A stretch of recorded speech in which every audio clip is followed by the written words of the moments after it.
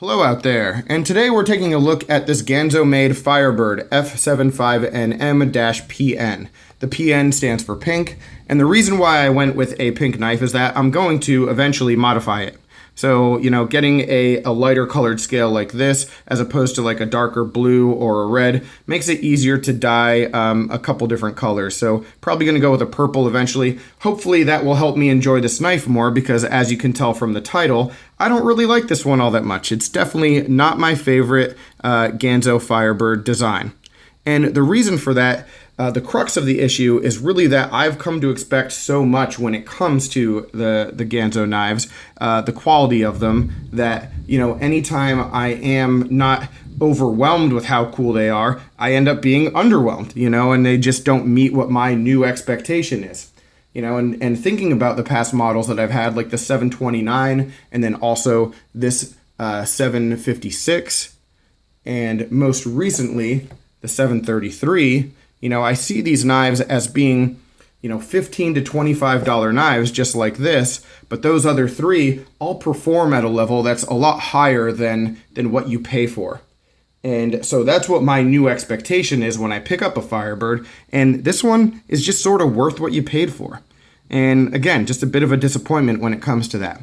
Now, that doesn't mean, that this is a terrible knife, or that it isn't good, or that there aren't qualities to it that I like, because there are some really good qualities, and we're going to talk about those and get into to all of that and the rest of the knife.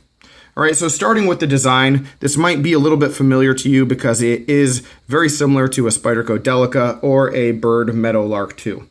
A little bit more similar, I'd say, to the Meadowlark because this has a forward choil, unlike the Delica does. All right, so more like the Meadowlark in that capacity where you can choke up a little bit or just choke back. And bringing out a Delica just for comparison with that, I don't have a regular Delica 4, but here's the Warney. And you can see that, the handle shape is very similar, but then at the very front, it does differ as it heads towards the blade itself. All right. Another similarity, though, between these knives, and a very good similarity, is the weight.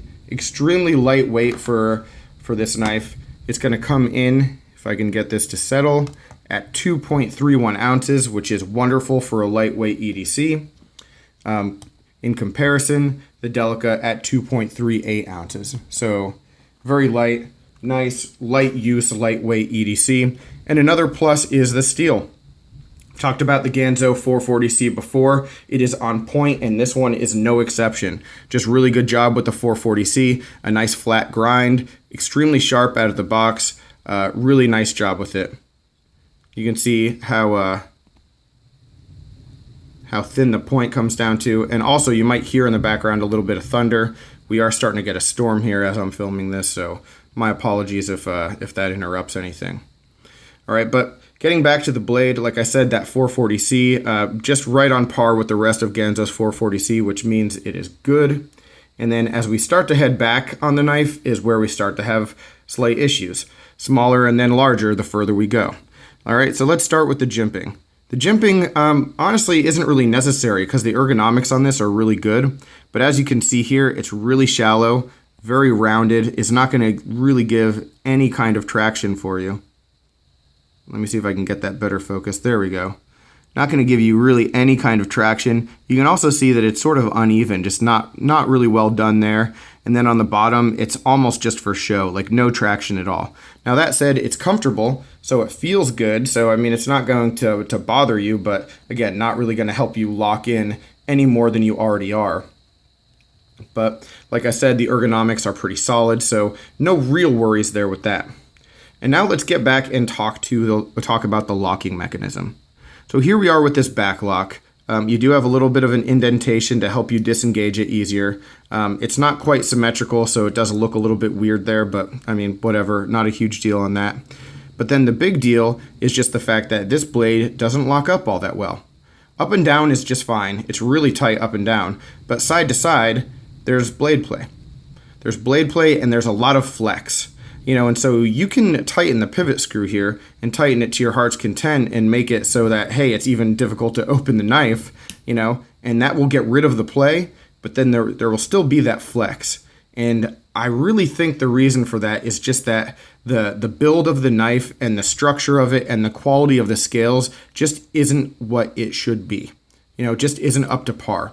When you look at the Delica, and obviously we can't hold the Ganzo to a Delica level of quality because it just isn't there, but the Delica with similar types of materials has no flex. It's just a strong and well-built knife. This one, no matter how much you tighten it, there's just going to be that wiggle, and it's just not going to be good for any kind of strong tasks, because any kind of like pulling inside of media could, heck, you could break the blade. So just something to think about when it comes to that, and something that's a little bit concerning and really leads into the next point, which is the biggest opportunity and the biggest letdown for me with this knife, and that's the scales. And I think the scales, like I said, are the biggest factor when it comes to that flex in the lockup. But they also just feel cheap. And I was trying to come up with a better word for that, or a better way to explain it, but I can't. And bringing all these other Spydercos on camera that also use FRN, fiberglass reinforced nylon, you can't really see a huge difference in the material. So there's no way for me to tell you, what the difference is. The only thing that I can do is interpret it the best that I can. And what I can say is that these just feel like they are done differently than the Spyderco ones. And Spyderco has been using the FRN and doing these handle scales for such a long time, and they've done an excellent job with them, and I don't feel like these are cheap at all. They don't feel cheap. I know they're inexpensive, but they're good quality. And here, the impression that I get from these scales is that I have something that I could have gotten at a flea market or ordered from an infomercial at 4 a.m. It's that kind of like plasticky, really weak kind of feel.